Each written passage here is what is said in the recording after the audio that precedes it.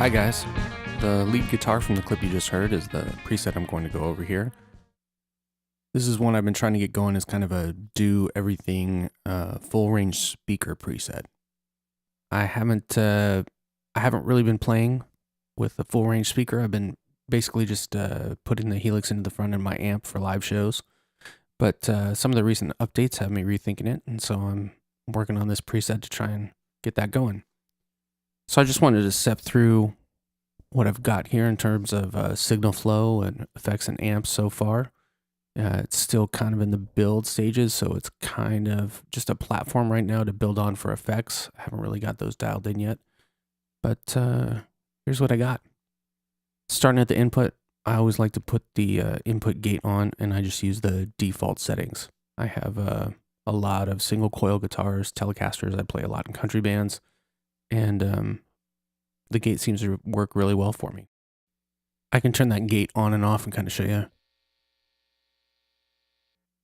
That's the noise level.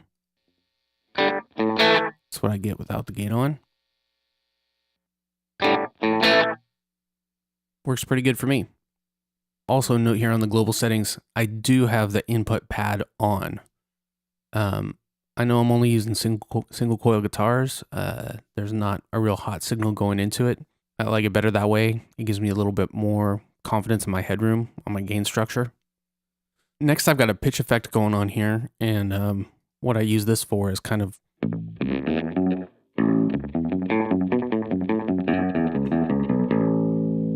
so I use this as a baritone simulation when I play in my country bands. I can do a little kind of tic-tac emulation.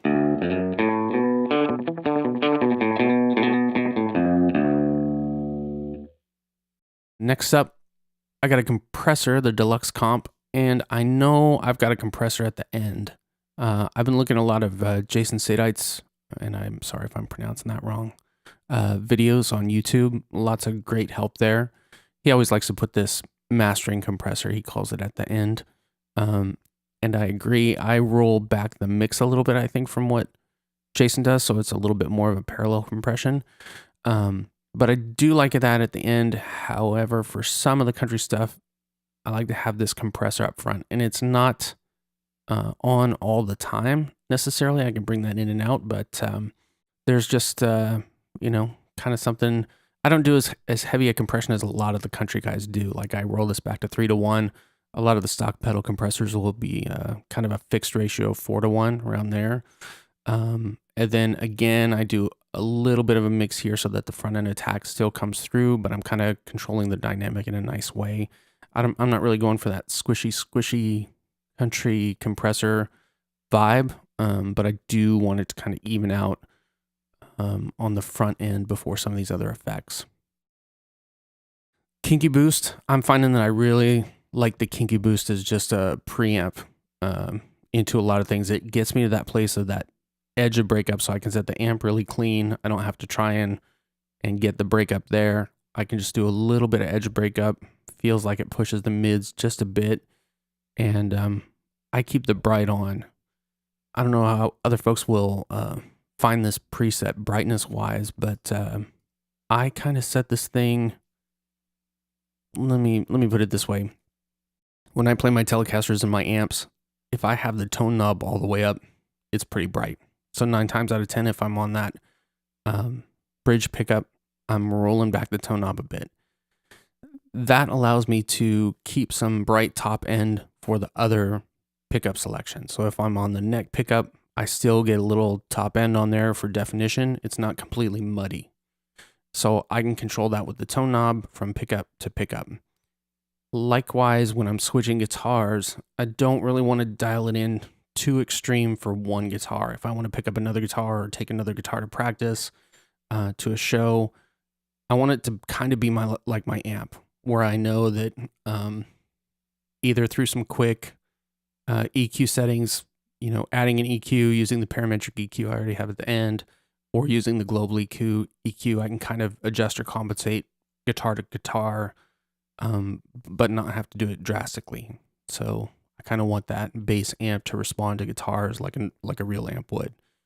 So if I've got a bright guitar, I want it to sound bright through that amp. That's how it's going to sound in real life. and then I can control that the same way I would with the tone knob. Next, for this particular one, I got the Timmy.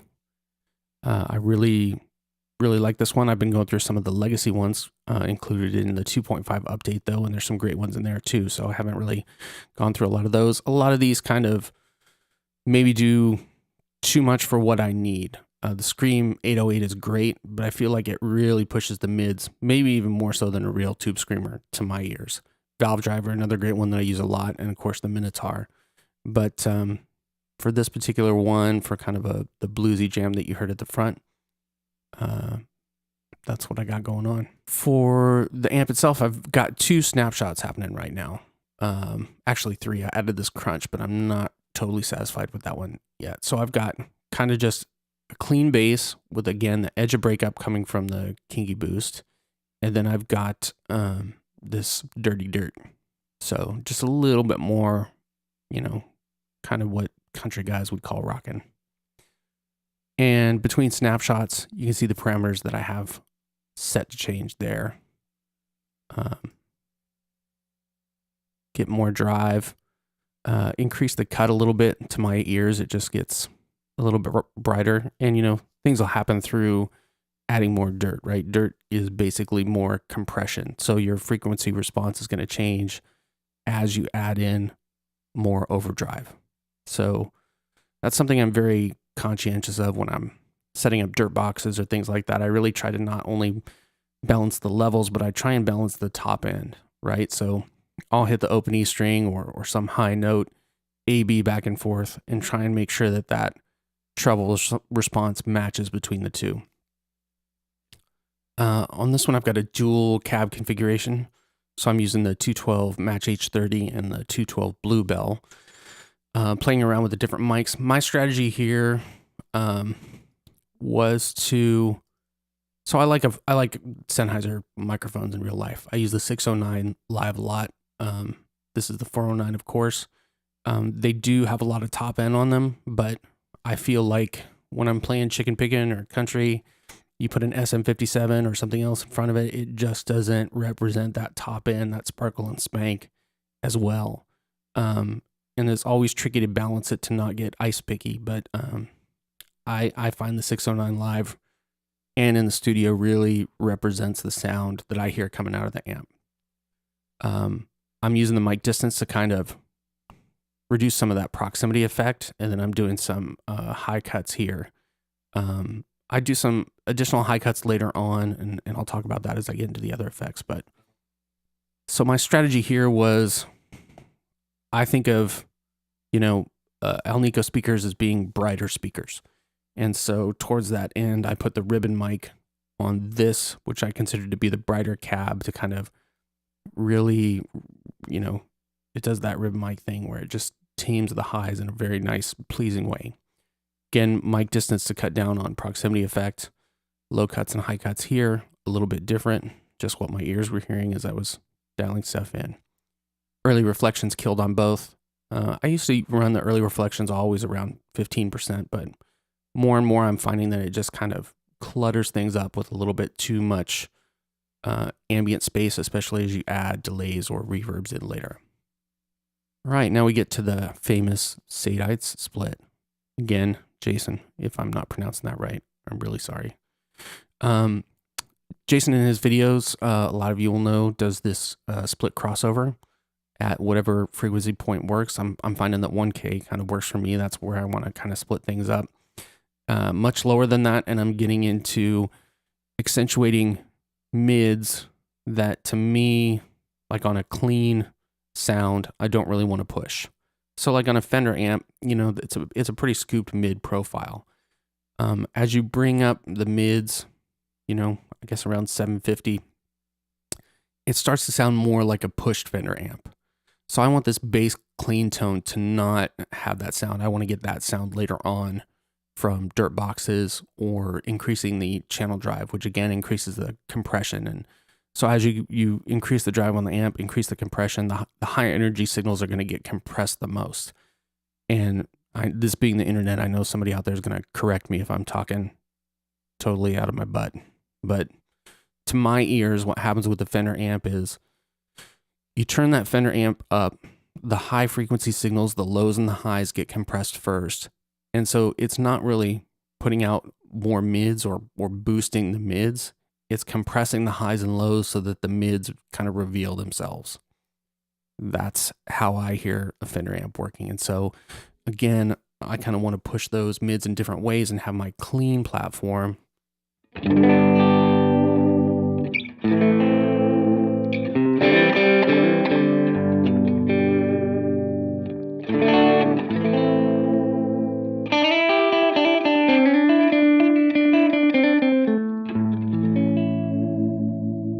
And you can kind of hear, again, there's quite a bit of dirt on there. I'm on my, I got a 2 pickup configuration here, but it's a 4-way switch. So this is actually my both pickups in series kind of humbucker selector. This is just the straight neck pickup. A little bit brighter.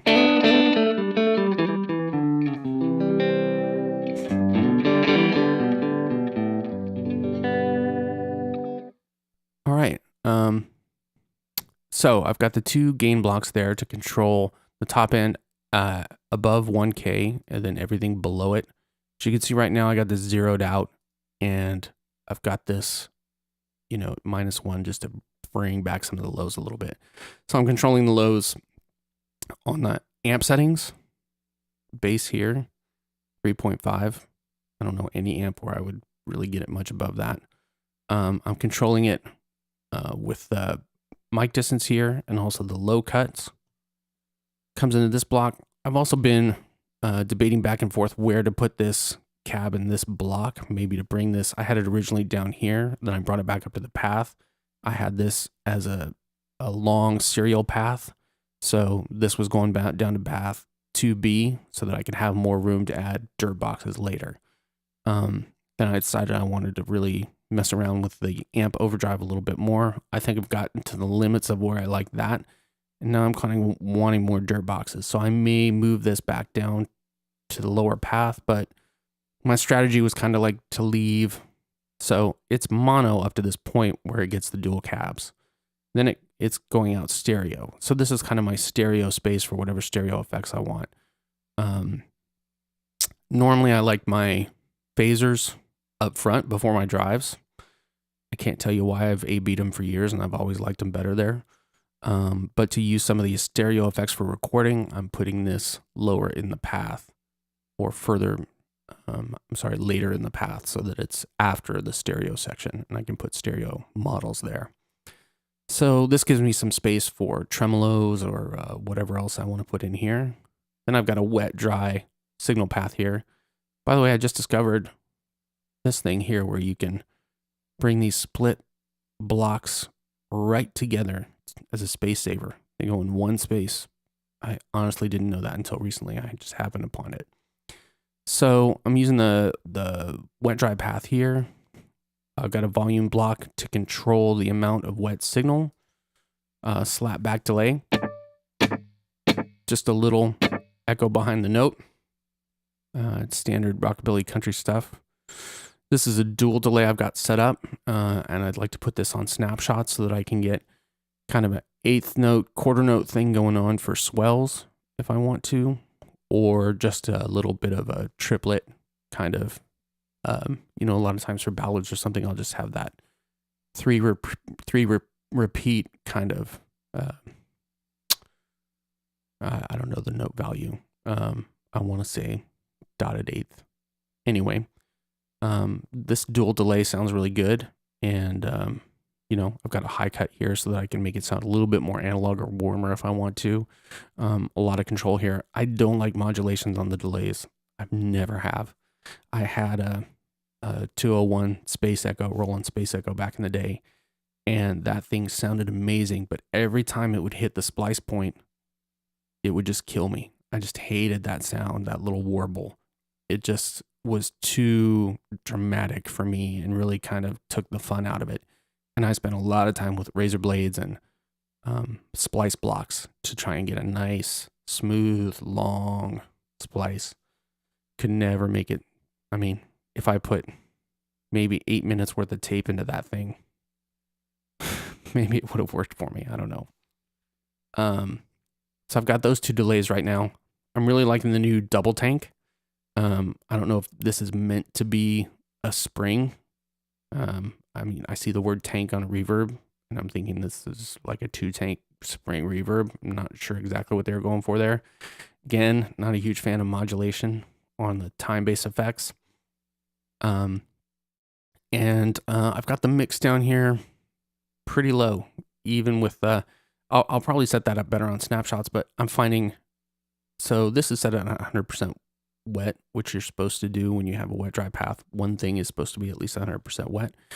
But then the reverbs that follow, if I leave those at 100% wet with this at 65, it's still getting much too wet for me. So since they're last and after the delays, I can keep that going as is. If I just had a reverb on a snapshot with no delays, then I could really control it here and get the mix that I want. But so you got to be conscientious of that. You know, if you're using this wet dry path, you really want to have something on at 100% mix or wet in this path all the time.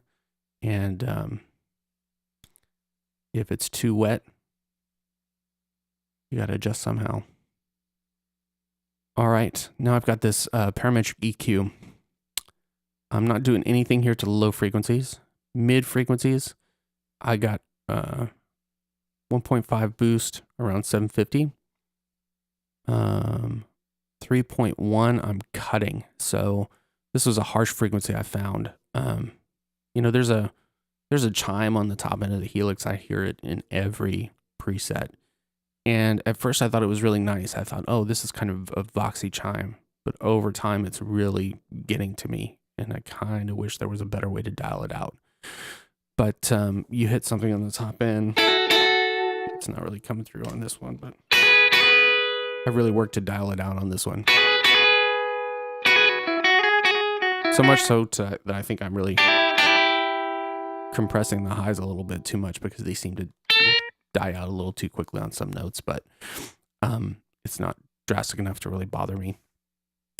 Anyway, towards getting rid of that really chimey high, I've got this cut at 3.1, and then I've got my low and high cuts here. I set these a little, maybe less aggressive. Low cut's a low cut. You're always going to be somewhere between 80 and 100 probably on a guitar. High cut, this is a little less aggressive here. I'm a little more aggressive earlier on, but you know, this is kind of where Jason sets it 10 to 12. I brought it down to where it's the high end didn't bother me. That's about all I can say. I know I'm cutting it here, so really there shouldn't be anything. You know, these high and low cuts on the speaker cabs, from what people say, are really gentle slopes. So you know, it's not a hard cut at 6.5 here. Other stuff's coming through. And then, you know, whatever is happening with these time-based effects, whatever frequencies they might be emphasizing, those can get cut down and tamed here. But then, as I said, that mastering EQ that Jason likes to use on his presets. So that's what I got going on right now. I'm going to work this thing a little bit more, try and get it into shape for testing out on my L2T speaker. And, you know, I'll probably have another version of this that is without the amp and cab simulations that I can just use as a pedal board, grab and go. Just clear those things out, keep the wet dry for the effects, and you're good to go. All right. See you guys next time.